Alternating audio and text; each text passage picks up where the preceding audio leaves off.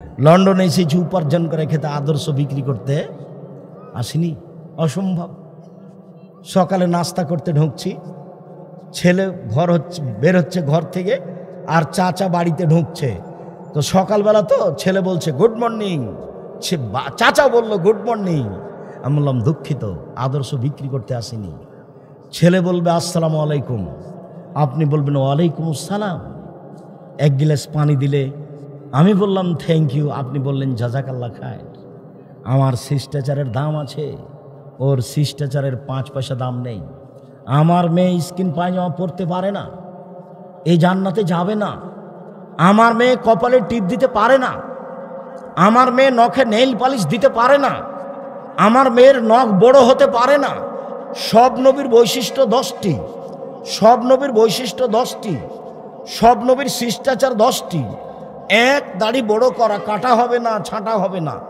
2, মুছ কেটে ফেলতে হবে, চেঁচে ফেলতে হবে না। 3, অজু গোসলের সময়, পেশাব পায়খানার সময় পানি দিয়ে পবিত্রতা অর্জন করতে হবে। ওদের টয়লেটে পানি থাকে না, ওদের টয়লেটে পানি থাকে না। বার্মিংহামে গেছি সাইদকে সাথে করে, তো এখন আমি বলছি সাইদ টয়লেটে যেতে হবে, যে বলছে ওস্তাজি টয়লেটে পানি নেই যে। বলো কি? তাহলে পবিত্রতা মানে টিস্যু দিয়ে পবিত্রতা অর্জন করতে হবে। ওর বৈশিষ্ট্যের সাথে আমাদের বৈশিষ্ট্যের কোনো মিল নেই। ওরা আফসোস করে বলেছিল, ধিক্কার দিয়ে, ঘৃণা করে, আফসোস করে নাই, ঘৃণা করে বলেছিল সালমান ফার্সি জি তোমার নবী বড় মানুষ। ছি, কে বলেছে বড় মানুষ? আরে ও পেশাব করা শিখায়, ও পায়খানা করা শিখায়, ও বলে যে বাম হাতে পানি খরচ করতে হবে, পেশাব পায়খানা শিখায় যে সে বড় মানুষ? এটা কথা হলো? তখন সালমান ফার্সি বলছেন জি আমার নবী বলেছেন পেশাব পায়খানায় বসলে কেবলার ব্যাপারে বিবেচনা করতে হবে। আমার নবী বলেছেন পেশাব পায়খানা থেকে পবিত্রতা অর্জন করলে পানি দিয়ে পবিত্রতা অর্জন করতে হবে। আমার নবী মোহাম্মদ সাল্লাল্লাহু আলাইহি ওয়াসাল্লাম বলেছেন পানি না থাকলে 3টি ঢেল ব্যবহার করতে হবে। আমার নবী বলেছেন ডান হাতে পবিত্রতা অর্জন করা যাবে না, বাম হাত দিয়ে করতে হবে। আমার নবী মোহাম্মদ সাল্লাল্লাহু আলাইহি ওয়াসাল্লাম বলেছেন হাড় হাড্ডি দিয়ে পবিত্রতা অর্জন করা যাবে না, গোবর দিয়ে পবিত্রতা অর্জন করা যাবে না, মাটি দিয়ে পবিত্রতা অর্জন করা যাবে, করতে হবে। এর নাম শিষ্টাচার, এর নাম শিষ্টাচার। মোহাম্মদ সাল্লাল্লাহু আলাইহি ওয়াসাল্লামের শিষ্টাচারের দাম আছে। বিবাহ পড়াতে হবে মোহাম্মদ সাল্লাল্লাহু আলাইহি ওয়াসাল্লামের শিষ্টাচারে। মেয়ের কাছে বিবাহ পড়াতে যেতে হবে না। মেয়ের কাছে, কুষ্টিয়া জেলাতে মেয়ের কাছে বিবাহ পড়াতে যায়, চ্যাংড়া ছুল্লু বরের কাছ থেকে দৌড়িয়ে উঠে যায় ওখানে, আর মেয়েটার কাছে গিয়ে বলে এত টাকা নগদ, এত টাকা বাকি, অমুক তোমাকে বিবাহ করতে এসেছে, তুমি তাকে স্বামী সত্ত্বে কবুল করো। তখন ও বলে কবুল করলাম। 3 বার বলে, তারপর পুরুষের বৈঠকে আসে, এই ছেলে চলে যায় রংপুর, গাইবান্ধা, গোবিন্দগঞ্জ, এরকম বৈঠকে। ওরা ভিতরে গেছে, তারপরে এসেছে এখানে, যেখানে বর বসে আছে। বর কিভাবে বসে আছে এ দেখো। বর কথা বলতে পারবে না, অবাক কথা। বর কথা বললে বর বেয়াদব। আরে বর দিবে মোহর আর আপনি কথা বলবেন, সবই যে উল্টে আছে। শিষ্টাচার কি জিনিস কেউ যে বিবেচনা করতে পারলো না। এবার মহিলার ওখান থেকে এসে সবাই দাঁড়িয়ে আছে, তো যারা বসে আছে তারা বলছে আপনারা কে? তখন বলছে আমরা এই বিবাহের উকিল। মেয়ে কবুল করেছে? জি করেছে। আপনারা শুনেছেন? জি শুনেছি। তাহলে বসেন। মনে হচ্ছে হিন্দুদের বিবাহ লেগেছে, কলার গাছের চতুর্দিকে ঘুরে ধর্ম পাগল হয়ে গেছে। অবাক কথা, গোটা বৈঠক বলছে বসেন, কারো 5 পয়সা দাম নেই। মেয়ের বাপ বিবাহ দিবে, আগে থেকে আলোচনা হয়ে আছে, মানে ফাইনাল হয়ে আছে, কোনো সমস্যা নেই। এরপরেও মেয়ের বাপ যদি যায়, একাই যাবে যেখানে মেয়ে আছে। আম্মু বিবাহ পড়াতে যাচ্ছি, যান, যাবে। আম্মু বিবাহ পড়াতে যাচ্ছি, হেসে উঠেছে, যাবেন। আম্মু বিবাহ পড়াতে যাচ্ছি, চুপ আছে, যাবেন। আম্মু বিবাহ পড়াতে যাচ্ছি, কেঁদে উঠেছে, বিবাহ পড়ানো যাবে না, এটা বাতিল। বরকে সামনে রেখে দুজন সাক্ষী রেখে আগে খুতবা হবে, তারপর মেয়ের বাপ বলবে, আমার মেয়ে খালেদা এত নগদ এত বাকিতে তোমার সাথে বিবাহ বন্ধনে আবদ্ধ হতে রাজি, তুমি তাকে স্ত্রী হিসেবে কবুল করো। ও বলবে কবুল করলাম, এর নাম বিবাহ। দুইজন সাক্ষী শুনবে। গুরুত্বপূর্ণ কথা তিনবার বলা যায়, আমার মেয়ে এত নগদ বাকিতে তোমার সাথে বিবাহ বন্ধনে আবদ্ধ হতে রাজি, তুমি তাকে স্ত্রী হিসেবে কবুল করো। ও বলবে কবুল করলাম, আবার বলবে আমার মেয়ে রাজি, তখনও বলবে তুমি কবুল করো, তখনও কবুল বলবে কবুল করলাম, এর নাম বিবাহ। বারাকাল্লাহু লাকা ওয়া আলাইকুম আমার জামা বয়নাকুমা ফি খায়রিন, দোয়া পড়ে বৈঠক শেষ করবে, তার নাম ছিল বিবাহ। নিয়ম নীতি সব উল্টে গেছে। শিষ্টাচার বলে কোনো জিনিস নাই। সালাম দিয়ে বাড়িতে ঢুকতে হবে শিষ্টাচার, বের হতে হবে সালাম দিয়ে শিষ্টাচার, ডান পায়ের জুতা আগে পরাতে হবে শিষ্টাচার, বাম পায়ের জুতা আগে খুলতে হবে, তার নাম শিষ্টাচার। ইসলাম ধর্ম পুরোটাই শিষ্টাচার। মানুষের সামনে কথা বলতে হবে আসসালামু আলাইকুম আগে বলতে হবে, তারপর কোনো কথা বলবে, এর নাম শিষ্টাচার। উঠে বলছে বিসমিল্লাহির রহমানির রহিম, এটা শিষ্টাচার নয়। সম্মানিত দিনী ভাই বোন, তোমাদের সাথে দুটি কথা ছিল, এইটুকু বলার পরে এবার গুরুত্বপূর্ণ কথায় আসছি।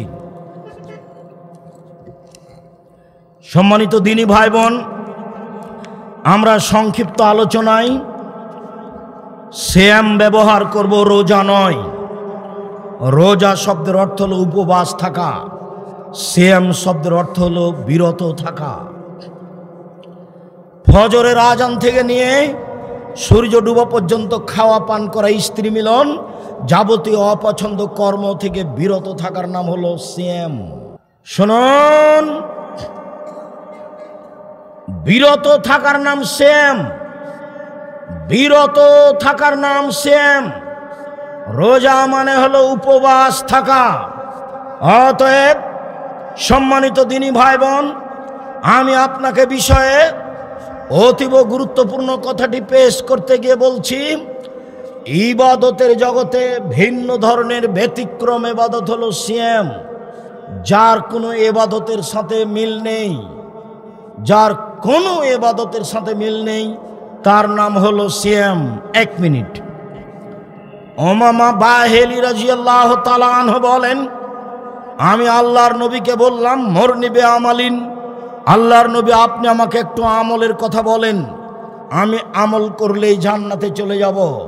তখন আল্লাহ রাসূল বললেন, উমামা আলাইকা বিসম ফাইনুলাম ইদলালাহু, তুমি সিয়াম পালন করো। ইবাদতের জগতে সিয়ামের সমপর্যায়ের কোনো ইবাদত নেই। শুনুন দিনী ভাই, শুনেন। এই মেয়ে কথা বলছো কেন? শোনো, তোমার কথাই তো বলছি, শরম পাও না কেন? দিনী বৈঠকে এসে কথা বলো কেন?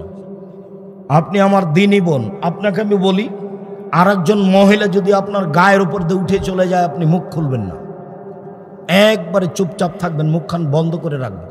যাক, আর একজন আপনার গায়ের উপর দিয়ে চলে যাক, তবু আপনি মুখ খুলবেন না। এই ছেলে, এটার নাম সিয়াম, এটা হলো হজ। হজ এবাদত সিয়ামের সমপর্যায়? জি না। এটা হলো সিয়াম, এটা হলো সালাত, নামাজ। নামাজ হলো সিয়ামের সমপর্যায় ইবাদত? জি না। এটা হলো দান, এটা হলো সিয়াম, দান সিয়ামের সমপর্যায়? জি না। এটা হলো কোরআন তেলাওয়াত, এটা হলো সিয়াম, কোরআন তেলাওয়াত সিয়ামের সমপর্যায়? জি না। আল্লাহর নবী মুহাম্মদ সাল্লাল্লাহু আলাইহি ওয়াসাল্লাম না করে দিয়েছেন। ও মামা, ইবাদতের জগতে এমন কোন ইবাদত নেই যেটা সিয়ামের সমপর্যায়ের হতে পারে। তাহলে ইবাদতের জগতে সবচেয়ে দামি ইবাদত কি?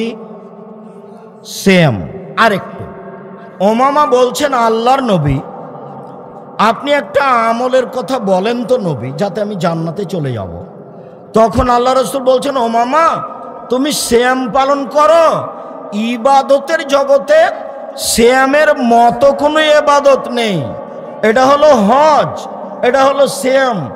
হজকে বলা যাবে না এটা হলো সিয়ামের মতো, মানে এটা ভিন্ন ধরনের। দুইটা হাদিস গেল। তিন, আল্লাহর নবী বলছেন যখন মানুষ জান্নাতে ঢুকবে তখন সব দরজা থেকে ফেরেশতারা ডাকবেন। জান্নাতে একটি দরজা 8টি, জান্নাতে একটি দরজা 8টি, জাহান্নামে একটি দরজা 7টি, জাহান্নামে একটি দরজা 7টি। তো দানের জন্য একটা দরজা আছে, হজের জন্য একটা দরজা আছে, সালাতের জন্য একটা দরজা আছে, যাকাতের জন্য একটা দরজা আছে। যখন জান্নাতে ঢুকতে যাবেন তখন ওই দানের দরজা থেকে বলবে আসেন আসেন আসেন, এই দরজা দিয়ে আসেন। যারা সালাত আদায় করেছে আসেন এই দরজা দিয়ে আসেন, যারা সিয়াম পালন করেছেন এই দরজা দিয়ে আসেন। আল্লাহ রাসূল বলছেন সিয়াম পালনকারীর শেষ ব্যক্তি ঢুকে গেলে এই দরজাটা ক্লোজ করা হবে, বন্ধ করা হবে, তখনও বাকি দরজা খোলা থাকবে। মানে হলো এই যে হজ পালনকারী সালাত আদায় করার দরজা দিয়ে ঢুকতে পাবে।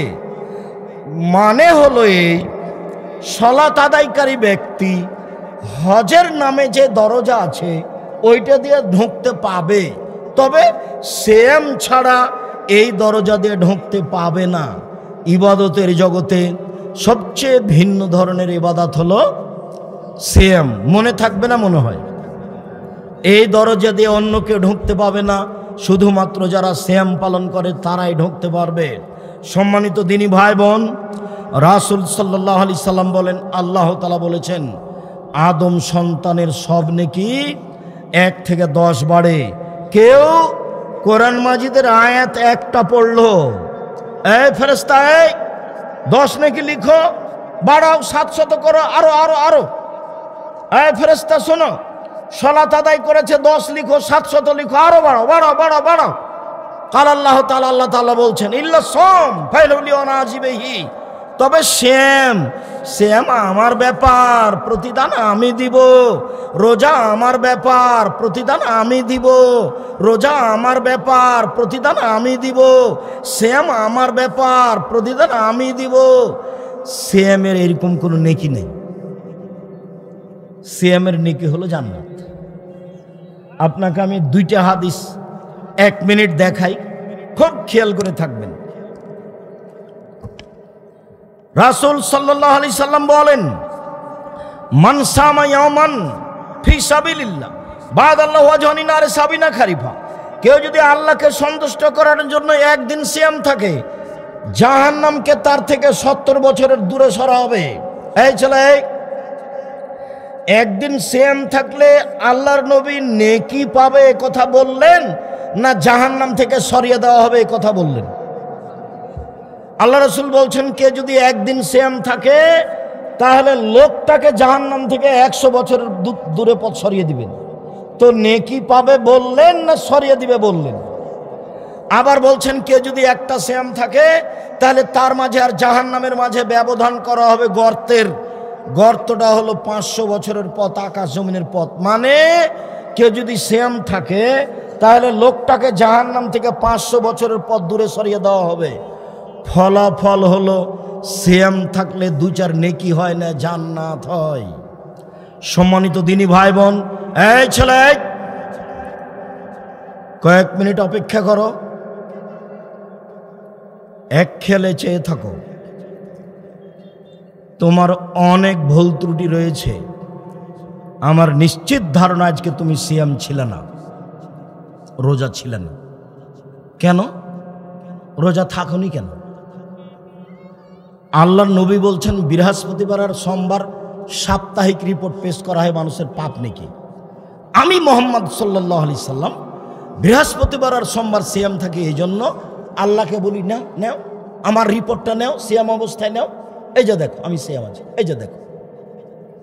মুহাম্মদ সাল্লাল্লাহু আলাইহি সাল্লাম বৃহস্পতিবার সোমবার কেন সিয়াম থাকতেন? রিপোর্ট সিয়াম অবস্থায় দেখানোর জন্য। এই ছেলে মনে করো তো, আল্লাহর নবী বৃহস্পতিবার সোমবার কেন সিয়াম থাকতেন? রিপোর্ট কি অবস্থায় দেখাবেন? সিয়াম অবস্থায়। এই জন্য আল্লাহর নবী প্রথম শাবান থেকে নিয়ে 20-25 পর্যন্ত সিয়াম থাকতেন। কেন? বাৎসরিক রিপোর্ট সিয়াম অবস্থায় দেখানোর জন্য। কে তোমাকে বলল 15ই শাবান সিয়াম থাকলেই রিপোর্ট ঠিক হয়ে যাবে। ভুল সিদ্ধান্ত। মুরব্বী, আমার নিশ্চিত ধারণা আপনি আজকে সিএম ছিলেন না। আপনার উচিত ছিল 1 তারিখ থেকে একটানা 15 দিন পর্যন্ত সিএম থাকা। এই কথা নিয়ে আপনার সাথে আজকে কথা শুরু হয়েছে। অল্পক্ষণের মধ্যেই এই কথা দিয়ে আপনার সাথে আমি কথা শেষ করব। জরুরিভাবে আপনাকে এক খেয়ালে চেয়ে থাকার জন্য অনুরোধ জানাচ্ছি। এই ছেলে, তোমরা যারা দায়িত্ব পালন করছো তারা তোমরা শক্ত হাতে দায়িত্ব পালন করো। যারা আমাদের দাঁড়িয়ে আছে স্টিল দাঁড়িয়ে থাকবে, নইলে স্থান ত্যাগ করবে। এটা আমাদের প্রথম থেকে কথা আছে। পরিবেশ কখনো দুর্বল করার চেষ্টা করো না। আমরা সারা রাত বক্তব্য দিব না, এ কথাই ঠিক। আমরা তোমার কিছু উপকার করব ইনশাল্লাহ, এ কথাও ঠিক। সম্মানিত দিনী ভাই বোন, মানুষের পক্ষে বিচার মাঠে 4টে জিনিস কথা বলবে। 1, সিএম। সিএম বলবে প্রতিপালক, লোকটাকে আমি 2টা জিনিস করতে দিইনি। 1, খেতে দিইনি। 2, মন মতো চলতে দিইনি। তুমি আমার একটা কথা শোনো, একে জান্নাতে দাও। প্রতিপালক, আমি সিএম রোজা বলছি, তুমি আমার একটা কথা শোনো, লোকটাকে আমি 2টা কাজ করতে দিইনি। 1, দিনে খেতে দিইনি। 2, মন মতো চলতে দিইনি। তুমি আমার একটা কথা শোনো, একে জান্নাতে দাও। তখন আল্লাহ বলবেন, আচ্ছা আচ্ছা ঠিক আছে, তোমার কথা মেনে নিলাম, আমি তাকে জান্নাতে দিলাম। আমি তাকে মন মতো চলতে দিইনি। এটা অর্থ কি বলো তো দেখি? আমি তাকে মন মতো চলতে দিইনি মানে দাড়ি চাঁচতে দিইনি। আমি তাকে মন মতো চলতে দিইনি মানে টাকনোর নিচে প্যান্ট পরতে দিইনি। আমি তাকে মন মতো চলতে দিইনি মানে দোকানে বসে আড্ডা পিটতে দিইনি। আমি তাকে মন মতো চলতে দিইনি মানে দোকানে বসে আরেকজনের বদনাম করতে দিইনি। আমি তাকে মন মতো চলতে দিইনি মানে তাকে সুদ ঘুষ খেতে দিইনি। আমি তাকে মন মতো চলতে দিইনি কারো বদনাম করতে, গালি দিতে, নিন্দা করতে, হটকারিতা করতে দিইনি। তাই আমি তাকে মন মতো চলতে দিইনি। তুমি আমার একটা কথা শোনো, একে জান্নাতে দাও। কে বলবে? সিএম।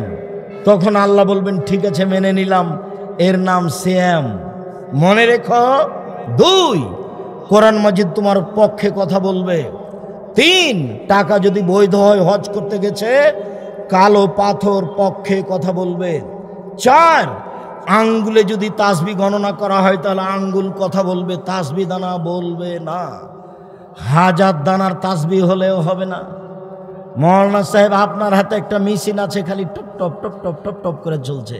মেশিন দিয়ে তাসবি গণনা করলে মেশিন বিচারের মাঠে কথা বলবে না, আঙ্গুল কথা বলবেন। আব্দুর রাজ্জাক সাহেব, থামেন থামেন থামেন, আমি বৃদ্ধ মানুষ। তাসবি দানায় তাসবি গণনা না করলে খালি ভুল হয়, খালি ভুল হয়। মরা পর্যন্ত যদি একদিন ঠিক না হয় তবে আপনি নেকি পাবেন। এইটাই মোহাম্মদ সাল্লাল্লাহু আলাইহি সাল্লামের নীতি। এই ছেলে দেখো তো মনে থাকে কিনা সিরিয়াল। এই ছেলে, তোমরা যারা দাঁড়িয়ে আছো দেখো তো সিরিয়াল দাও তো। 4টে জিনিস মানুষের পক্ষে কথা বলবে বিচারের মাঠে। 1, সিএম। 2, কোরআন মাজিদ বলবা কেন শুধু? আচ্ছা, কোরআন মাজিদ, কোরআন মাজিদ শরীফ নয়, কোরআন মাজিদ। 3, কালো পাথর, ছোট ছোট মেয়ে এখানে আসবে না। 4, হাতের আঙ্গুল। 4টে। 1, সিএম। 2, কোরআন তেলাওয়াত। 3, কালো পাথর। 4, আঙ্গুল। যে আঙ্গুলে তাসবি গণনা করে। এটা বাড়ি যেতে হবে বলতে হবে, বাড়ি যেতে হবে বলতে হবে, যাওয়ার সময় বলতে হবে। এইবার সম্মানিত দিনী ভাই বোন, আল্লাহর নবী মুহররমের 10 তারিখে সিয়াম থাকলেন এবং সিয়াম রাখার জন্য আদেশ করলেন। তখন সাহাবীগণ বললেন, কেমন কথা হলো? ইহুদি খ্রিস্টানেরা মুহররমের 10 তারিখকে বড় মনে করে, আর আপনি বলছেন দিন রাত তাদের বিরোধিতা করতে হবে। আমরা মুহররমের 10 তারিখে কেন সিয়াম থাকবো না? আপনি বলছেন তাদের বিরোধিতা করতে হবে। আল্লাহ রসুল বললেন, শোনো, লাইন বাকাইতু লাকাবিনিল্লাহ সুমান্না তাসিয়া, সামনে বছর বেঁচে থাকলে 9 তারিখ সিয়াম থাকবো। 9 তারিখ হবে তাদের বিরোধিতা, আর 10 তারিখ হবে আল্লাহর শুকরিয়া। মুহররমের 10 তারিখে আল্লাহ ফেরাউনকে ডুবিয়ে দিয়েছেন, তার সম্প্রদায়কে ডুবিয়ে দিয়েছেন। মুহররমের 10 তারিখ আল্লাহ মূসাকে বাঁচিয়ে দিয়েছেন, মূসার সম্প্রদায়কে বাঁচিয়ে দিয়েছেন। মূসা শুকরিয়া আদায়ের জন্য মুহররমের 10 তারিখে সিয়াম থাকতেন। আমি মুহাম্মদ সাল্লাল্লাহু আলাইহি সাল্লাম মূসার সুন্নাতকে পালন করার ব্যাপারে বেশি হক রাখি। পৃথিবীর আমার সাহাবীরা শোনো, তোমরা সবাই মুহররমের 10 তারিখে সিয়াম থাকো। সাহাবীগণ বললেন থাকবো না, বিরোধিতা করতে হবে। আচ্ছা ঠিক আছে, আমি যদি সামনে বছর বেঁচে থাকি তাহলে 9 তারিখও সিয়াম থাকবো। 9 তারিখ হবে বিরোধিতা, 10 তারিখ হবে শুকরিয়া। বলা যাবে না? সম্মানিত দিনী ভাই বোন, আল্লাহর নবী 4টে জিনিস কখনো ছাড়তেন না। তার একটা হলো মুহররমের 10 তারিখের সিয়াম 9-10। মুহাম্মদ সাল্লাল্লাহু আলাইহি সাল্লাম বলেছেন, আমি আশা করি কেউ যদি মুহররমের 2টা সিয়াম থাকে বিগত 1 বছরের পাপ ক্ষমা হবে। তিনি আরো বলেন, কেউ যদি আরাফার দিন 1 দিন সিয়াম থাকে তাহলে আগে পরে 2 বছরের পাপ ক্ষমা হবে। তিনি আরো বলেন, সম্মানিত দিনী ভাই বোন, সারা বছর সিয়াম পালনের 2টা পদ্ধতি, একটা একটু ভারী, একটা একেবারে হালকা। সারা বছর সিয়াম থাকবো। কিভাবে? 1, প্রতি মাসে 3টা 13, 14, 15, আর রমজান। এ হলো সারা বছর সিয়াম থাকার নেকি। 1, 13, 14, 15। কোনো মহিলার যদি হায়েজ হয় 13, 14, 15তেই, তাহলে 16, 18, 20, 22 যে কোনো একদিন রেখে নেবে। আরবি মাসে 3 দিন, আরবি মাসে 3 দিন হলেই হলো। আর রমজান এ হলো সারা বছর সিয়াম। এটা একটু ভারী। আর একটা একেবারেই সহজ, কেউ যদি শাওয়ালের 6টা থাকে, কেউ যদি শাওয়ালের 6টা থাকে আর রমজান থাকে, তাহলে পুরো বছর সিয়াম পালনের নেকি পাবে। বলেন তো এবার কি বললাম? শাওয়ালের 6টা এবং রমজান, এটা সহজ, এতে সারা বছরের নেকি হবে। যারা বলেছে মহিলাদের হায়েজের কারণে 2, 4, 5টা ছুটে গেছে, এটা আগে করতে হবে তারপরে শাওয়াল, তারা ঠিক কথা বলেনি। বরং হায়েজের কারণে যেটা ছুটে গেছে সেটা জীবনে যেদিন পারবে সেদিন করবে। শাওয়ালের আগে এই 6টাই করতে হবে। শাওয়ালের 6, রমজান, এই মিলে হলো সারা বছর সিয়াম। এ হলো সারা বছর সিয়াম পালনের 2টা পথ। এবার চলে আসি আসল কথাই। আব্দুর রাজাক সাহেব, বর্তমান শাবান মাস চলছে, শাবান মাসের কথাটা আগে বলেন। জি, শাবান মাসের কথা বলেই আজকে আলোচনার শেষের দিকে চলে যাব। জাতির যদি রাস্তাঘাট করে দিতে না পারি, জাতির যদি স্কুল কলেজ করে দিতে না পারি, জাতিকে আমি চূড়ান্ত সঠিক ধর্ম দিতে পারবো ইনশাআল্লাহ। ধর্মের ব্যাপারে জাতিকে ফাঁকি দিইনি। আমার মনে বড় সাধ, আমি এই দেশের মাটিতে উন্নত মানের প্রতিষ্ঠান গড়ব ইনশাআল্লাহ, যেখানে ছেলে মেয়ে বাংলা ইংরেজি আরবি উন্নত মানের শিক্ষা অর্জন করে জাতির অন্যায়ের বিরুদ্ধে লড়বে। মুখে কলমে মিডিয়ায় লড়বে ইনশাআল্লাহ। এই যে মুখে বলছি, সামনে ভর্তি মিডিয়া আছে, সামনে কলম আছে। মুখে জাতিকে ফাঁকি দিনি, মিডিয়ায় জাতিকে ফাঁকি দিনি, কলমে জাতিকে ফাঁকি দিনি। কলম তদন্ত করে লেখা আছে। সম্মানিত দিনী ভাই বোন, আপনি আদর্শ নারী, আদর্শ পরিবার, শিক্ষা বনাম জাহেলিয়াত, আর বেগম রোকেয়া লিখেছে কেন অবরোধবাসিনী, পাল্টা লেখা হয়েছে কেন হব অবরোধবাসিনী। এইসব বই পড়ুন। আপনাদের সুসন্তান আব্দুল্লাহ সবার গর্বের সন্তান, আমিও বলছি সবারই গর্বের সন্তান আব্দুল্লাহ। সে দেশ বিদেশ ঘুরে এসে বলছে, আব্বু আগে মসজিদ ভিত্তিক শিক্ষা চালু করতে হবে। ওরা অর্থাৎ ইহুদি খ্রিস্টানেরা বিদ্যা বুদ্ধি দিয়ে সারা পৃথিবী আবাদ করছে। ওদের 2টে জিনিস অস্ত্র, একটা বিদ্যা, একটা বুদ্ধি। এই যে রাশিয়ার কারখানা, এই যে পাশে সব বড় বড় ইঞ্জিনের ওরা, আর যারা কিষান কামলা তারা হলাম আমরা। পদ্মা সেতু ইঞ্জিনিয়ার ওরা আর কিষান কামলা আমরা। একদিন হঠাৎ দেখছি গাড়ির গায়ে লেখা আছে আদ-দাওয়া ইলাল্লাহ। আমি বুঝলাম না, জিজ্ঞাসা করলাম আব্বু ঘটনা কি, কি লিখেছো? আদ-দাওয়া ইলাল্লাহ মানে কি? আব্বু আপনার দেখলাম 30 বছর যে আপনি দেশ আবাদ করলেন, আপনাকে দেখলাম এই অবস্থা, দেশ বিদেশ ঘুরে আসলাম, বুঝলাম ওরা বিদ্যা বিক্রি করে খায়, ওরা বুদ্ধি বিক্রি করে খায়। অতএব ওরা যেন বুদ্ধি বিদ্যা বিক্রি করতে না পারে তার পথ বন্ধ করি। সেটা হলো এই যে মক্তব ভিত্তিক শিক্ষা চালু করি।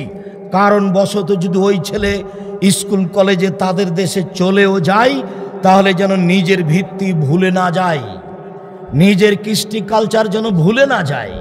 ও যেন অমুসলিমকে থ্যাংক ইউ বলে, ও যেন মুসলিমকে জাজাকাল্লাহ খায়ের বলে।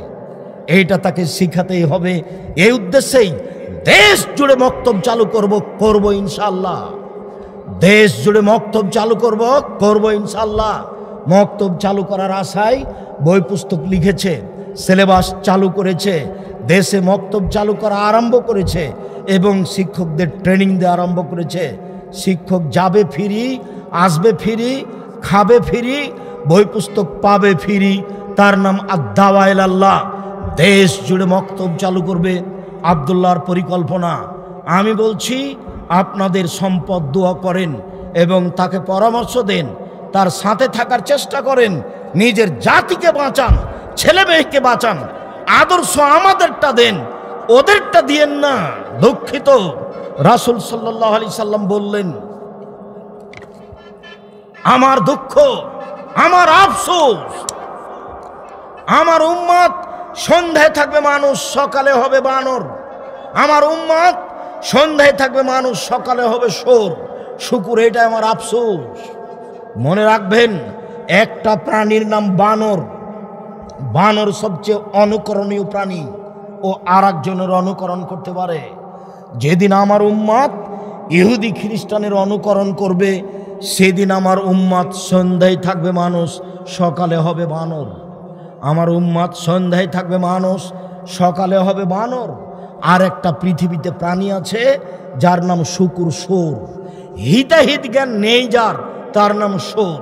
অনুভূতি শক্তি নেই যার, তার নাম সোর। কোনো গতিবিধি নেই যার, তার নাম শুকুর। একটা গরুর গতিবিধি আছে। এই ছেলে, এখানে ঘাস উঁচু হয়ে আছে, নিচে গোবর আছে, এই ঘাস গরুতে খাবে না। বোঝা যায়নি? তার মানে গরুর অনুভূতি আছে। বলো তো অনুভূতি নেই কোন প্রাণীর? শুকুর, সোরের।